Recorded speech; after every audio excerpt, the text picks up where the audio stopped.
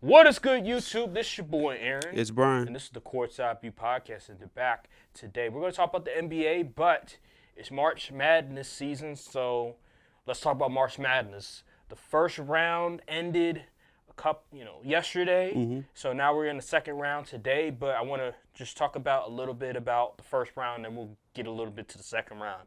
But yeah, man, we were talking about this off screen, but when we look at the top four seeds, when we're looking at the best teams in the field, they're really good. And none of them got upset. It was only 5 seeds that got upset. But, 5 seeds, Memphis and Clemson. I mean, it happens. 5 seeds, teams like that, it's going to happen. But for the most part, all the teams that are at the top of the list that have won a lot this year and that have beaten really good teams, handled their business pretty easily, I might say.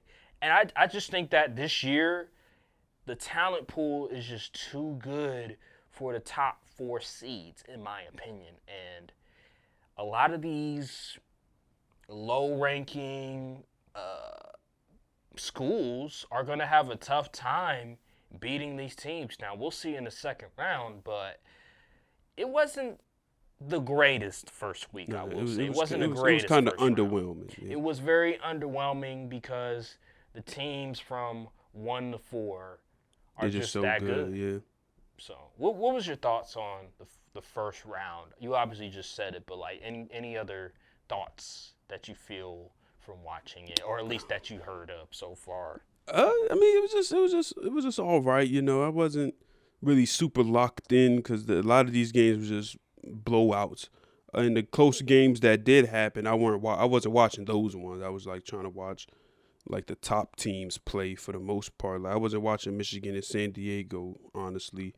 Like Auburn beat the crap out of Alabama. Like it's just there's a lot of thrashing going on first round. The second round is going to heat up a lot more. It's a lot better matchups. Like I'm looking forward to that UConn and Florida game is going to be crazy. Mm-hmm. The Duke game is going to be nice. Auburn versus Creighton? Yeah. That's another one. Yep. You got Kentucky, Illinois, and UCLA, Tennessee. Michigan versus Texas A&M. Yeah, it's going to be some good games. That's 5 versus a 4. That's a good one. I expect Maryland to win the next game.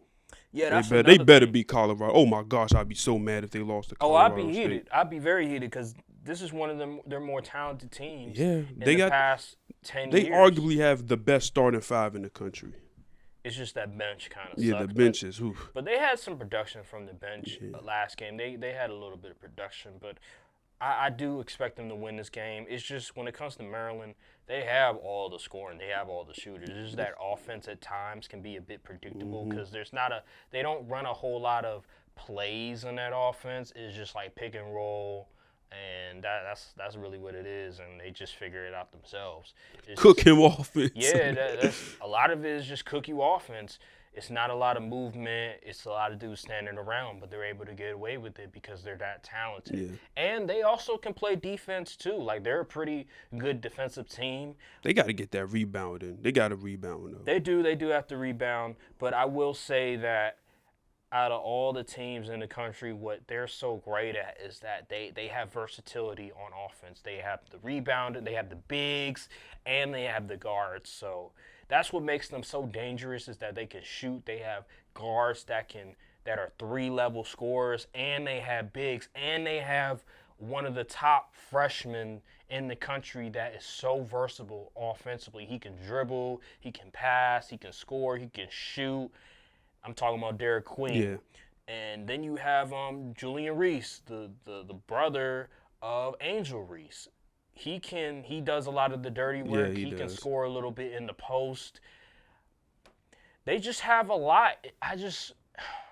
When it's a close game. Yeah, close game is scary. And it's late in the fourth quarter, in the second half. That's where I get concerned because they've never been good at closing games in the second half, late in the second half, I may say, because they've lost by, I think, 4 games where they've lost by game winners. Mm. I think the last 4 losses they had are from game winners. Yeah, So, Michigan, I mean, Michigan State. I think it may have been Northwestern that had them. But yeah, man, like the last 4 losses have been game winners. So that just lets you know how bad they've been late in games when the game is close. They just can't win. Even beginning of the year against Marquette when they were at home, late in games, they weren't able to execute because they turned the ball over. Against Purdue, I remember they had issues when they turned the ball over. Late game execution, they just couldn't do it. So they have these problems, but as long as they don't keep the game close, we're good. Easier said than done because in these type of games, it's a lot harder. But I believe they should win this game. I haven't watched a whole lot of Colorado State. I watched their game yesterday, Memphis. but I think they'll be fine. I think they're talented enough. I'm not worried until the Sweet 16. When they make the Sweet 16, which I believe they will, that's when I get worried. But until then, they should win this game. Other games, the first round, Duke handled their matchup easily. They beat the bricks out of Mount St. Mary's. Florida against, I think it was Norfolk. Yeah. Florida, they handled that team easily. Them. Tennessee, they handled their business. Like a lot of these teams, they just, it was one-sided. Bama had a kind of close game with Robert Morris. They did, absolutely. Kentucky, a lot of these games, though, they were close early, but the better team just, whatever adjustments they made, they capitalized on it, and they were able to just take a commanding lead, and it went from a 5-point affair to a 15-point affair to a 20-point affair, and the other team was just not able to come back from that. And that has been the story for a lot of these teams. There's only been a couple of teams that have made it close. I remember it was the Michigan game was one of them, but the top 4 seeds just dominated. Yeah. That's just what it is, and that's really it. Second round, other matchups I'm looking at. I'm hearing a lot about Drake. Drake, the first round, people were impressed with Drake. They beat Missouri, 6th seed. Yeah, that SEC crap is. This ain't football. But the SEC has the most teams. Yeah, they do. In the tournament this year, so I've been hearing a lot about Drake. Drake versus Texas Tech. We'll see if that's the Cinderella team. But yeah, man, that's another one that might be interesting. Man, I'll say this: ACC hoops is in the mud. I don't know what happened. ACC used to be so good in college basketball. Now they just NIL. Yeah. NIL. That's really what it is. Oregon versus Arizona. 2 former Pac-12 teams going at it. 5 and 4 seeds. BYU versus Wisconsin. St. Mary's versus Alabama. Illinois versus Kentucky. UCLA versus Tennessee. So these are some pretty interesting matches. Ole Miss versus Iowa State. So, yeah, I could definitely see a lot more upsets in the second round. Mm-hmm. We'll just have to see. Yeah, I'm definitely watching that Florida and UConn game. But I'm gonna definitely keep my ears on what's going on right now. My eyes and my ears on what's going on right now. It seems like there should be more upsets. So, anywho, that's our March Madness coverage. We'll transition to the NBA because, again, this is an NBA show, you know what I'm saying? But I love me some March Madness. I can't wait for the Sweet 16. That's when we really get to the real teams.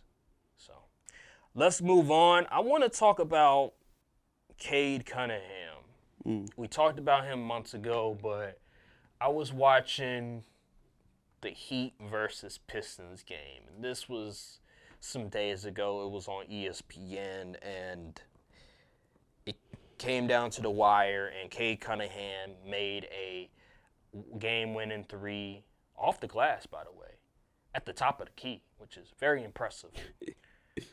I have to say this because I was talking to my cousin. He is a Pistons fan, and I let him know, like, Cade, I think you can win a championship with him as your number 1 option.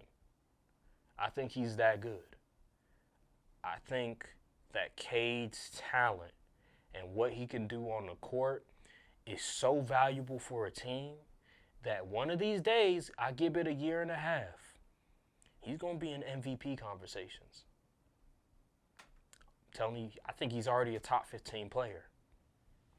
He's going to be in MVP conversations. Mark my words, in a year and a half from now. If they can get another player, like a Devin Booker, Cade Cunningham is that dude, man. Cade Cunningham, he is one of the best players in the NBA. I think he could play both ways. He's one of the better distributors of the basketball. He's just so smooth. His game is so smooth. And he's so unfazed when the game is close.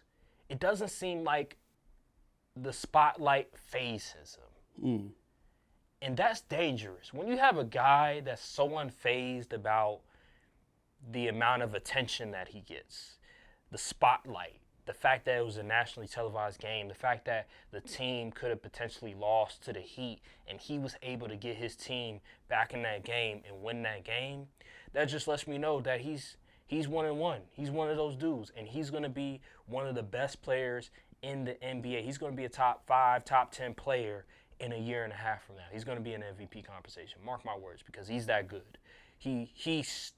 He wasn't one of those players that gave up on his team, that said, I wanted to be traded because the Pistons keep losing. He stood packed with that team, and now they're a top 16. Now, they lost last night. They're still young. They're still trying to get it together. But they're going to be in the playoffs. They already clinched the playoff seed. They're in the top 6 seed right now. And I just think Cade Cunningham, his future is bright. What is your thoughts on Cade Cunningham? Oh man, I loved Cade Cunningham's game since he came out when he came into the draft. I'm not surprised to see what he's doing right now because I saw it earlier. Like, this guy, he has what it takes. He just needed people around him in a serious system or a serious coaching staff to really put him in the position to where his talents wouldn't be wasted. And now they're playing winning basketball. They're not championship level yet, but they're on the right track. They got a bunch of young dudes. They got like the Asor Thompsons, the Jalen Durans types. They got something. They got something there. And Cade Cunningham is a great player, man. Like you said, he's smooth. Like, he's smooth as butter. Smooth. He's a good playmaker. But he plays with so much control.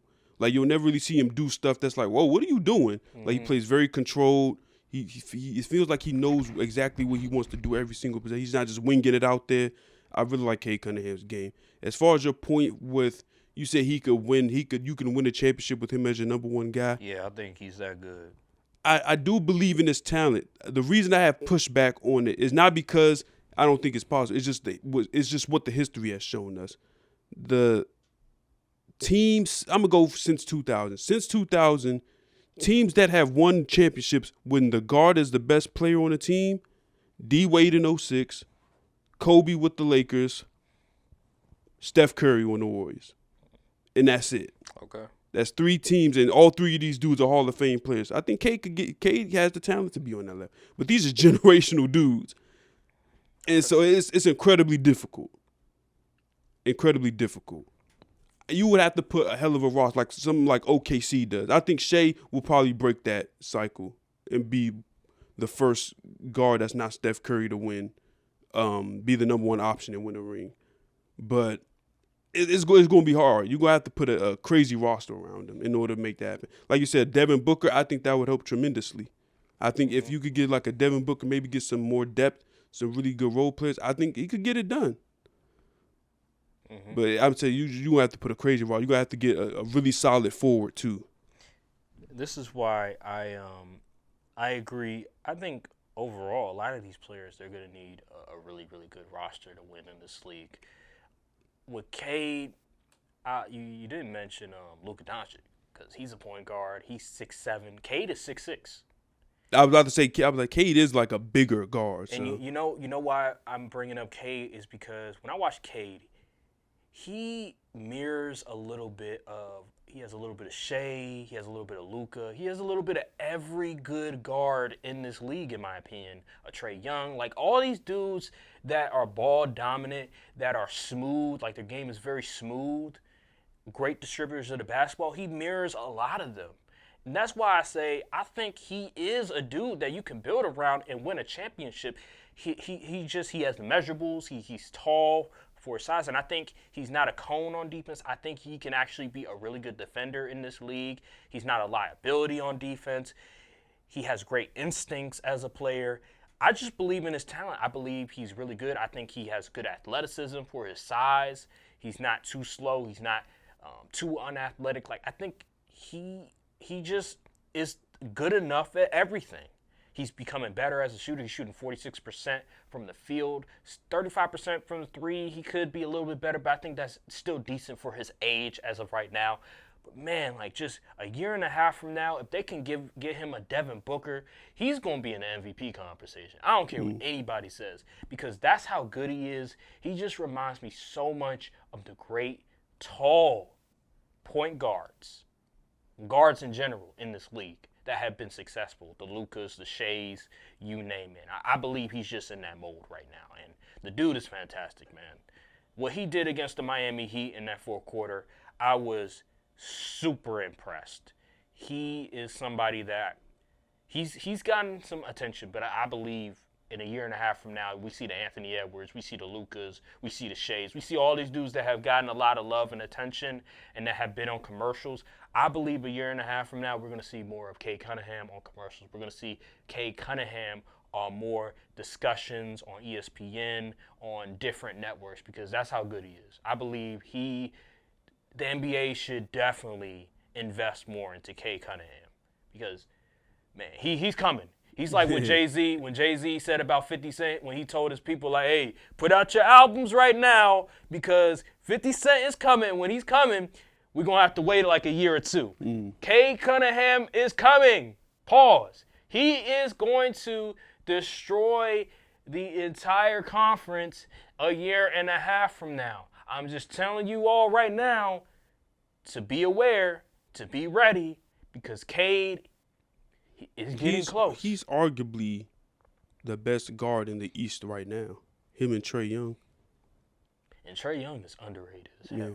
I think he's the most underrated. He might be the most underrated player. He honestly is. Because what he does is it's because like of his size. Look what Falcons. Look what the Hawks is surrounding him with. Like they just been misstepping ever since they really drafted him. And he's just trying to hold everything together. We see what the team look like when Trae not on the court. They picking number 1 overall. It's I feel like people need to calm down. Yes, Trae Young can be a liability on defense, especially in the playoffs, but he does so many other things. The team gotta put a better roster around him. I think a lot of what Trae Young is prejudice because of his size. I think that's what it is. Like the preconceived notion on him based on his size, based on past history. But when you watch him play, he's trying so hard to do a lot with not a lot of help on the court. Do I think he could be a number 1 on the championship? No, because of his size. But he's still very talented, and he took a team to the Eastern Conference Finals years ago and carried the team on his back against the Milwaukee Bucks. So, yeah, he's one of the most underrated players. But Cade Cunningham, he's Trae Young, but taller, more athletic. Not that better. Not as good as a shooter. Not as good as a shooter, but, man, like, the dude can do it all, man. He's one of those dudes. And I was telling my cousin who's a Pistons fan, I was like, I think he's the best player since Grant Hill for the Pistons. Like, in franchise history, I think he's the best player the Pistons have ever had since Grant Hill. That's how good he is. You know, you had Chauncey Billups, you had Rasheed Wallace, you had Ben Wallace. I just think that's how good he is, in my opinion. So, yeah, man. Cade Cunningham, continue to do what you do. Continue to win, even though you beat my Lakers twice. Some of that wasn't even you. That was just Jaden Ivey killing us. But continue to do what you do. We see what you're doing. We're going to show love to people like you because you deserve it. You're not getting a whole lot of national attention, but we see what you're doing right now. And we're not like Shaq, who's going to throw backhanded compliments. Matter of fact, not even throw compliments. Going to act like he watched you played, but really he hasn't watched you played. And then going to admit that he hasn't seen you play. So we're not going to do that. We see what you're doing. We see how good you are. Transitioning, I want to talk about real quick The gang is almost back. Oh, my Dun. The Adventures are almost back, ladies and gentlemen. My Lakers, there's a potential that LeBron and Roy Hachimura will play today against the Chicago Bulls. And if they play today, you know what that means? That means the gang is finally back. Avengers are finally assembled. LeBron, Luka, the whole starting lineup. We don't have to have Luka try to overcome, Austin Reeves try to overcome. Now, LeBron, Luka, Austin Reeves, Roy Hachimura, Jackson Hayes, the bench. We finally got them back for the remaining 13 games because we had the worst schedule in basketball for the month of March. But now it's over. It's over. That dreadful schedule is finally over, and LeBron can finally return from that groin injury, that groin strain I think that he had. I'm excited. I bet you are. I'm excited because in April, we got OKC twice. We got the Rockets, I think, at the end of March. We got the Warriors. We got some teams, big games that we're going to have to go through. We're going to have to fight to prove a point that we are in the championship picture. So I'm glad that there's a potential that LeBron and Roy can finally come back and the Avengers can finally be assembled again. I don't know. What's your thoughts? I have no thoughts on this. I do not like Lakers basketball. I'll still watch when it's on the TV, but I won't enjoy it. I don't like Lakers success. I don't like seeing their fans happy. I don't even like the city of LA all that much. So yeah, I have no thoughts on this. I'm waiting to the playoffs. I got to see what's cracking in the playoffs. As of right now, I feel like y'all going to continue to win. You'll probably secure a top 3 seed most likely. So I'm really just waiting for the playoffs to see because I will be tapping into those you say I got the Rockets. Got the Rockets. I will be OKC watching twice. the OKC games. I got to see Warriors those. Too. I already know y'all gonna beat the Warriors. I don't think the Warriors are that good. Lost to the schedule merchants in my lost opinion. to the Nuggets without Jokic Exactly. and Murray, and then that same team, we took them out easily without LeBron and Roy. So. Yeah. Anywho, I just wanted to get that out the way. By the way, salute to all those teams that they beat last night. By the way, they beat Memphis. They beat all the teams. Nuggets. Now we're still in the 3rd seed. So I'm happy about that because we lost to the Bucks the other night without pretty much our entire team minus the guys that come off the bench. So I was happy about that because now we're still in the 3rd seed. We're 2 games back from the Rockets, mainly because we haven't played as many games as the Rockets, and we have one more loss compared to the Rockets. But, man, we're going to see them coming soon. I think we may get them twice. So we're going to see. We're going to see. All right, so last topic. I've been thinking about this the entire week. Okay. Because we've been talking a lot about the media. Oh, the media's to blame for the bad basketball coverage. But there's 2 names that have always been discussed as the people to blame for what's going on with the media coverage of the NBA. And I have to ask you this because I was looking at some numbers. Stephen A. and Skip Bayless, when they had First Take, it was so prominent. It was the number one. Yeah, it was the number one talk show, and it still is the number one talk show to this day. Any talk show you can name of in the morning, they were number one. ESPN2 to ESPN Now. Skip went to Fox Sports 1. They were huge with Shannon Sharp. So I bring this up because I'm wondering, did they actually hurt the viewership of the NBA? Because people feel like they did. I was looking at some numbers. I was looking at NBA Finals numbers of the past 15 years, from all the way back to 2011, because that's when Skip Bayless came to prominence. That's when he really became a household name. And I was just looking at the ratings, and when Skip Bayless came to prominence, the ratings were great. All the way to, I would say, 2019. But then after 2019, that's when the ratings really took a nosedive. So I would say at the height of LeBron hate, which was when he went to Miami, in my opinion, the ratings was crazy. Like, they was getting 20 million viewership. Dang. They were getting 25. Like, these are like Michael Jordan when he was in his heyday type of numbers. Again, Cleveland versus Golden State. Yeah. They was getting like 25 million ratings. Like, let me be accurate. I want to make sure I'm accurate on this. But, yeah, 2017, the Warriors won 4-1. Game 5 generated close to 25 million views. 2016 finals, Game 5, 6, 7, 20 million. 20 million. Game 7, 31 million. 2015, Game 5, 20 million. Game 6, 23 million. 2014, it was a little lower. 2014, I guess because it's the Spurs versus the Spurs, they kind of boring, but they still generated 15 million views here, 14 views there. Nowadays, we can't views. even pull 7. Can't even pull that.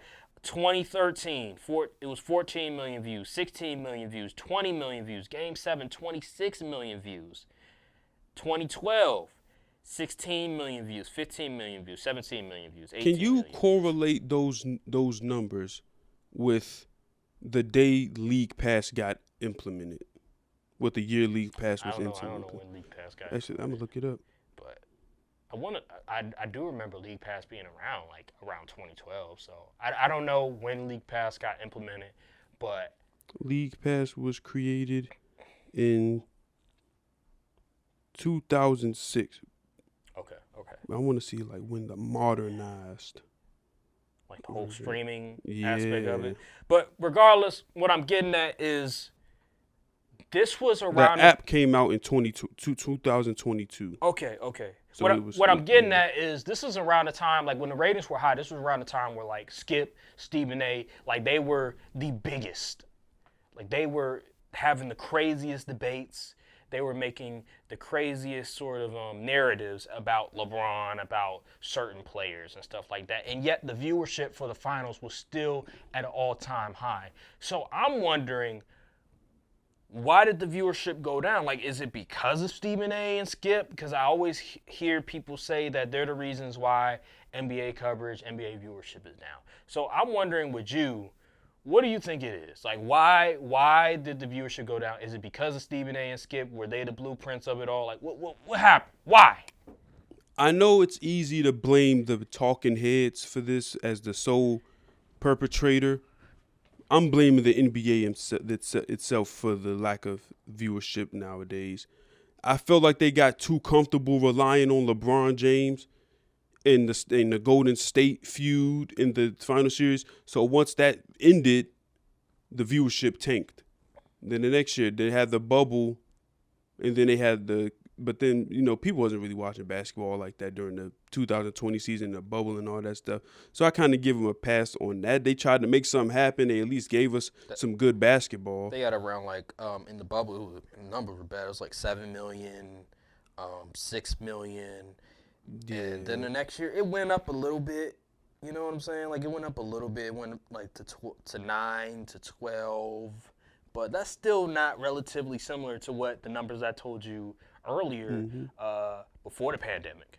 Yeah, it's like the NBA, they implemented the streaming stuff, the League Pass blockouts, and then also national media, y'all not safe either. Y'all definitely had a big hand in pretty much dogging the product as well as the players, which would in turn cause people to not really care about basketball until, I guess, the finals. And even still, once you create more fair weather fans, they just be like, oh, who cares? We've all been hearing that the NFL so much better than NBA and all this and that. People started believing it, and they started parading that same image. They're like, yeah, I don't even need to watch the NBA. We got people talking about college basketball better than NBA. That's a lie. They were like, oh, college basketball better than NBA. All these, it's just been trashing the product for nearly half a decade at this point is just consistently trashing the product and the players and all these narratives we got. Just trashing all the stars and the greats of the. But that wouldn't was playing. you say that would be part I don't of think Stephen A. and Skip being the reason why that occurred? They're the blueprint of it all. Would you say that's the reason? I have a theory, but I'm just letting you think they have a lot of sons in as far as the media go, where they just try to replicate that hot take culture or type debate show. But I think we got to blame the networks for promoting that kind of stuff and putting it at the forefront of all the shows instead of that just being a niche type of thing. Like those two dudes, those are the dudes who do that. Everybody else provides actual analysis. They started leaning more towards into the controversy, the clippable moments, and all the crazy hot takes. So I blame ESPN and FS1 more than Skip and Stephen A. himself. I can't that's like saying we gotta blame Young Thug for this current era of rap because rappers now all of a sudden getting less and less. They sound like they're saying less and less words in their music. Like, no, let's blame the executives that promote and look for these artists and promote them to do that kind of stuff. No, well said. I was looking at some numbers. So I mentioned how Skip came to prominence around 2011. Well, when I'm looking at the numbers, well, he kind of was like, I wouldn't say he's a household name in 2010, but he was starting to get some momentum. Mm-hmm. And the numbers, like Lakers versus Celtics, Game 7 peaked at like 28 million. Game 6 peaked at 17.9 million, and they had like 16, 18, which is good numbers. But like compare it to when LeBron versus the versus Golden State, or LeBron versus the Spurs go around, it's a little bit better. But before that, I mean, the numbers were. Well, they were okay. They was like in the 15s, 14s. But, man, during that 2010s era, from 2011 to like 2017-ish, when Skip and Stephen A. was doing their thing, I mean, dog, the numbers you also was going crazy. That is true, but you also got to, like, that was a superstar-packed era from the 2010s. You had KD, Russ, Steph, Bron, people gonna be like, Paul George, James Harden. Paul George, yeah. James Harden, yeah. D Wade was still playing. He was still playing a little bit. Yeah. You had Anthony Davis, DeMarcus Cousins. You had guys in the East like that were big names but weren't the main guys, like John Walls and all them type of dudes. You had the Raptors, DeMar DeRozan. You had all types of dudes. Mm-hmm. So I feel like that was Melo as well. I forget Melo. Chris Paul, Blake Griffin, Lob City and all that. Like it was a lot. It was a lot. Like you could watch nearly most teams and be like, yeah, I recognize a guy from this team. That makes me want to watch. So it was a very star-studded era. We will never see no hoops like that again, I don't think. Kawhi Leonard. Oh, duh, Kawhi Leonard. Yeah. No, you're absolutely right. I just think, here's my theory. I think you mentioned it, but the oversaturation of debate, television, and I think what happened is because when I was watching, I thought, this is what it is. Like this is what it means to be a part of media. Like it's just debate television. Like okay, like I can do that. That's pretty easy. But when you really get down to it, when you start to go to school and you're studying these things, is way actual journalism, more than just this is debate television. That is such a, like you mentioned, a niche thing. Like that's not the norm. Like that was just them. They were doing something innovative that we've never really seen from like talk shows. You see it a lot on radio, but like on talk shows, like national television wise. Back in the day, they were so focused on keeping relationships with players and executives and all that stuff clean so they could get access to closer to the players. Now the Skip and Stephen A. was like, man, forget this. We're gonna say crazy stuff, pull all the numbers, and then the networks just followed suit, and then now we got the coverage we got now. It's more bluntness than ever before. Yeah. It's not. It's more debate. It's less filtered. Yeah, it's not as filtered. Because back then it was more discussion. Like you would rarely hear back in the day be like, this dude is just bad. Like Stephen A. when he went on that Kwame Brown rant was one of the first times you really heard a media dude say this dude is just flat out trash. Yeah, well, that we remember. Yeah, that we remember. That you can like just go back to and reference. Because there's definitely been like local journalists that maybe write like newspaper or national television, ESPN. Yeah, exactly. That's one of the ones where you just reference back to. But I just think you mentioned the executives and the fact that they looked at what Stephen A. and Skip were doing, and these are just two dudes on big networks doing it, and they said, "Hey, we can just copy that." They caught lightning in a bottle, then tried to manufacture it. It doesn't work like that. They tried to mimic it. Yeah, and that's where the problem resides at, and that's why I say when people blame them, I can understand why they can blame them. You could say they are the blueprint of what's going on right now, why the ratings are down, but it's such a tricky subject because on the one hand, you pretty much made my point, but on one hand, you could blame them for what's going on with the NBA, the low viewership, the coverage of it all. But on the other hand, you have to look at these executives and the fact that they think it's okay to just have a bunch of baseless, narrative-based either reporting, not even reporting, just analysis in general, instead of having discussion, real analysis, real breakdown of the game. That just boils down to the executives. So I think at the end, it boils down to the executives. It boils down to the people that are overseeing everything going on right now that are to blame. But none of this happens unless Stephen A. and Skip do what they did. But we also, listen, I know this may be an unpopular take.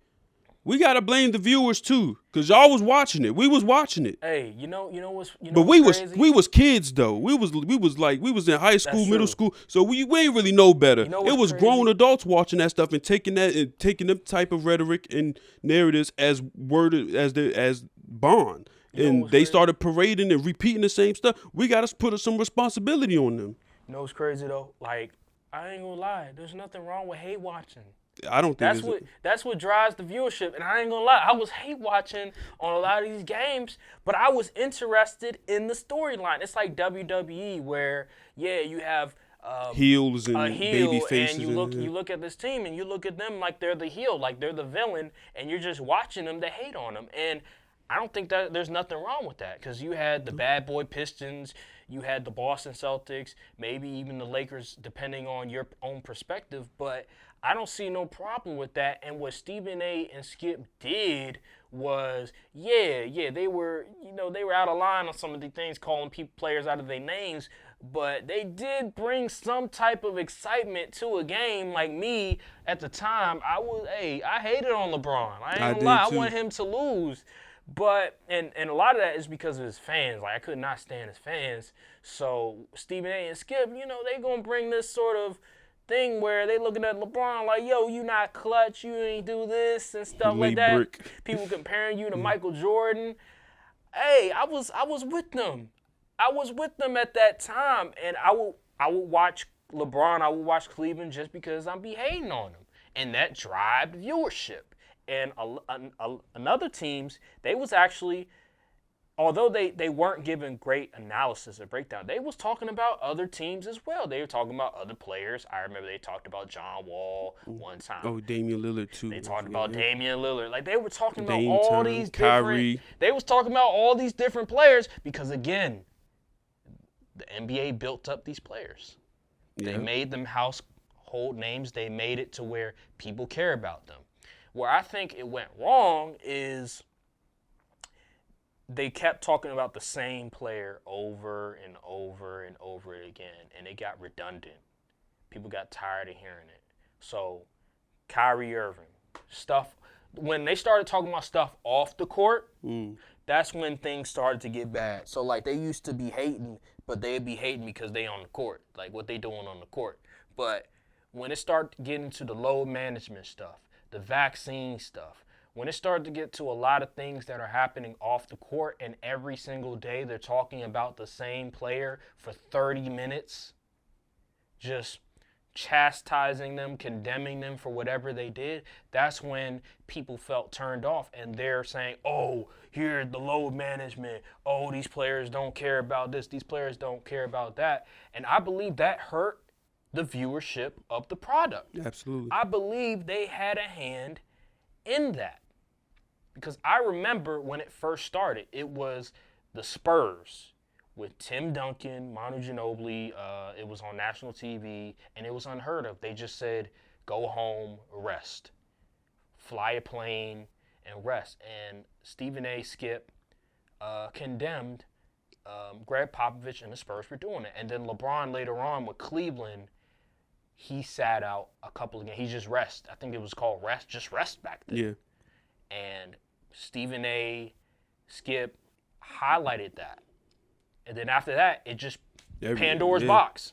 It spread league wide. Everything started to happen where load management happened here, load management happened there, and now all we talk about is load management, guys sitting out, guys not caring, and this narrative started to happen. This ripple effect started to happen, and now we're not even talking about the game. We're just talking about what's off the court. But they were the blueprint. The executives are at fault for this.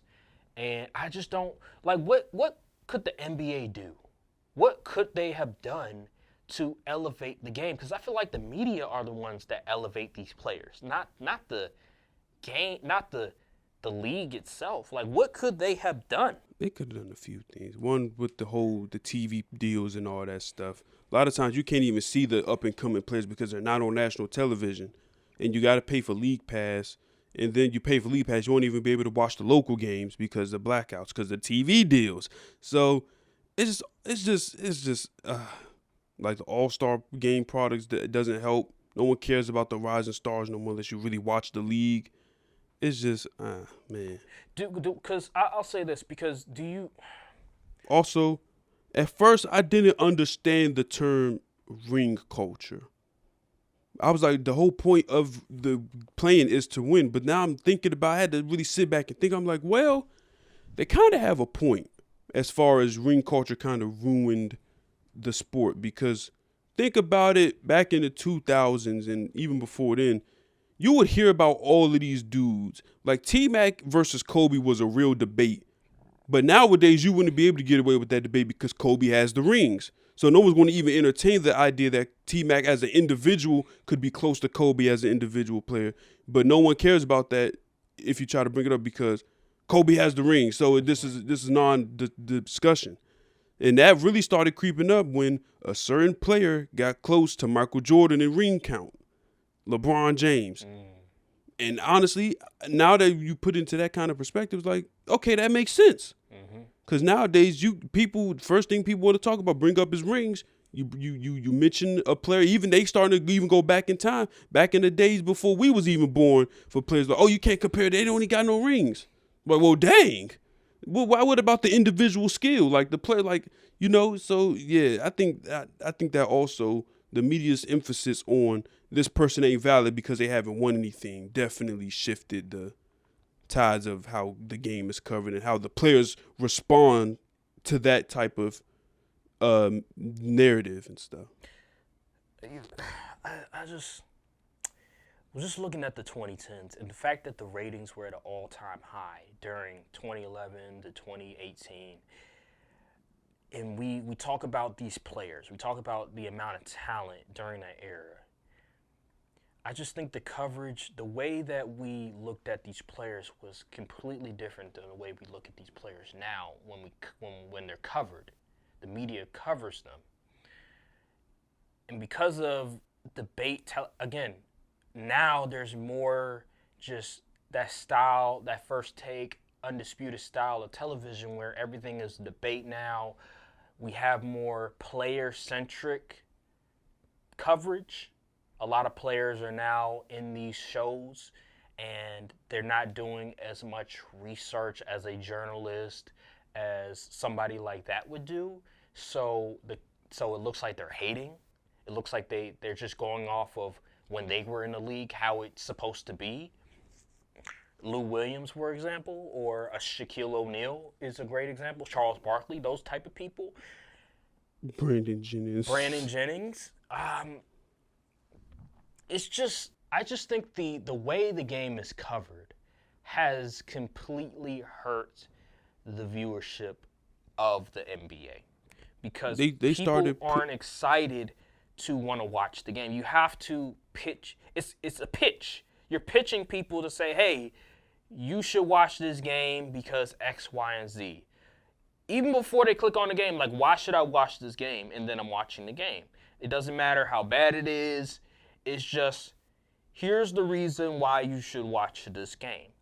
And back in the day, back in 2011 to 2018, matter of fact, scratch that, 2011 to 2016, before KD went to the Warriors, because after that, that's when the game was screwed because there was no type of competition because everybody knew the Warriors were going to win with KD. But 2011 to 2016, we looked at, all right, each one of these teams with these players, we expect some sort of good basketball to be displayed. We expect some sort of good competition. Trailblazers versus Grizzlies. You had I think they called themselves the Grindhouse or something like that, with Zach Randolph, with Marcus Grit and Gasol, Grind Grit and Grizzlies, Grind, or yeah. whatever. Against the Trailblazers with Damian Lillard at one point. It was Remember LaMarcus Aldridge, and then they had C.J. McCollum. That Dame shot against the Rockets in the playoffs. Right. Yeah. So we knew, okay, these are two really good teams. We should expect really good basketball. They have Damian Lillard. They have Mike Conley and these dudes. They play the game well. Nowadays, it's not covered that well, where people just don't care anymore. A game like the Trailblazers versus the Grizzlies won't have people all that excited because the way the game is covered, we're not highlighting a guy like a Cade Cunningham, those type of players that are either up and coming or are ascending and are just very talented. We don't take the time to do that anymore. And although Stephen A. and Skip were hating a lot and were pushing certain narratives, they were still highlighting these players. They were still highlighting a lot of the talent. They're not doing that anymore. We don't see a whole lot of that. And that's the problem. Instead, when they do talk about a guy like Giannis, who hasn't really been in the limelight lately because his team isn't contending, they'll say, well, his game just is not as flashy in this era because he doesn't shoot a bunch of threes. His game just doesn't translate to this era compared to a Jokic or a Luka or somebody because he doesn't shoot a bunch of threes. The numbers say otherwise. So that's where we're at right now, where we're more condemning them on their style of play rather than appreciating them for continuing to play in this era, even though he was drafted in like 2013. It's been over 10 years. So that's where we're at right now, where it's more of a negative. We're condemning these guys instead of appreciating them when we bring up their name. And that's the problem. It's like these dudes care more about personality than talent. They will cover someone who's not that good over dudes who really are doing it on the court night in and night out simply because of personality reasons. Like, let me be honest. I'm not a Celtics fan or anything by that. Jason Tatum is one of the best players in the league. And all because if he's a little corny sometimes, people don't like him. Like, what are we talking about? It's not like he's not a bad person. He ain't been in no scandals. He ain't do no he's not a bad teammate. He doesn't say ignorant stuff in the media. He's like, if you made a player on 2K of how an NBA superstar should behave and all that, it would be a Jason Tatum type player. But the league, they just don't care. They only highlight the negative stuff. Oh, he tries to copy the Kobe, the Kevin Garnett. We did it, and the what they gonna say now? Like, okay, we understand. Yes, it's kind of corny. Cool. What does that have to do with him scoring, averaging 30 points a night?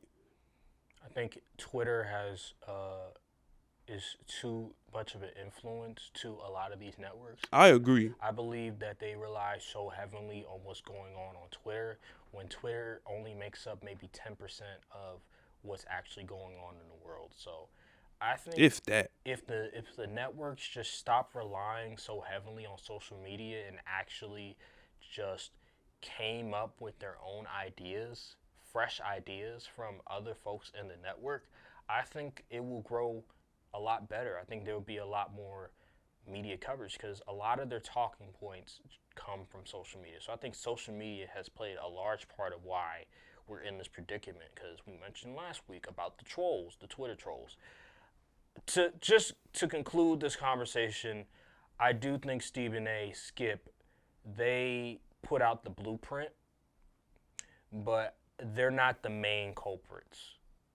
They put out the blueprint, but they're not the number one reason why it is what it is. It's the executives, because they thought, hey, these two dudes, what they were doing, a niche thing, something that was unprecedented. Now we can copycat it and make money off of it. And that's just the problem. This is the same thing with rap, like you mentioned, with Young Thug and with certain dudes, Future, where you have these two dudes that they're doing it their own way that was a lot different than what other rappers are doing. And now other rappers are copycatting it, taking their sound. You're from New York. Doing it worse.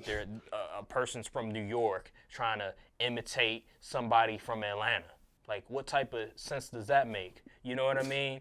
Like, stuff like that where it hurts the overall genre of music. It's oversaturation of the same sound. It hurts the overall just the music. And you can say the same with debate television and player-centric media in the way that they go about covering the game.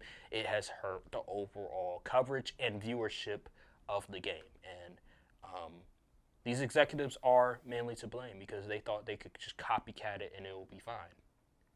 It's not always fine. That was a special time, and I just don't know if we're going to go back. I think we're kind of screwed. We might be. I think we're kind of screwed. I don't know. And to put a bow on this, the NBA, you always want to go with the highest bidder. When you're doing these TV deals, whoever offers you the most money, you always want to go to the highest bidder. But when you see that a company is shitting on your product, essentially, not all money is good money. That's all I have to say. So if you're going to accept that deal of theirs, I feel like they should demand certain things, like the coverage of the game. How are you covering our game? Who's going to be talking about our game? I think there needs to be some sort of deal in place where these networks, how you talk about our game, there should be more respect. There should be more just knowledge and background information on what this game is about. More research on what's going on in the game instead of just vibing out and thinking that because you're a former player that you can say whatever on the network and it will go by. Like, no. There needs to be a common ground on that because I feel like the NBA has let these networks skate by and say whatever they want. So. Yeah, but then you kind of run into the whole censorship thing. That's kind of a tricky. That is true. That is true. Tricky little. But asking them to at least do research and stop being so negative about these players, like. That should just be like. Is that not just common practice and standard for a media company? I think that should be the case. I agree, but Let me yeah, because I remember, and then we'll end it on this. I remember ESPN 2011 to 2016. They had entertainment. Entertainment was always there, but there was a healthy balance of entertainment and actual analysis. You had Sports Nation, you had Highly Questionable, you had First Take, you had His and Hers / Numbers Never Lie. It was entertainment, but it was a healthy balance of analysis and entertainment. The only show that had more entertainment than actual analysis is First Take. And these networks took First Take and said, we're just going to copy them. But it's possible. It's just about having the right people hired and on those networks, understanding what's appropriate and what's not. And it seems like that's just not the case anymore. I think that'll do it for this episode of Courtside View Podcast. Make sure to like, subscribe, comment down below, hit the notification bell, follow the socials. Check out our main channel, Courtside View Podcast NFL. Link in the description will be there. Check out our other podcasts. Playlist will be in the description as well. We'll see you guys in the next episode of Courtside View Podcast. Thank you guys for watching. Peace. Salute. Just let me be me.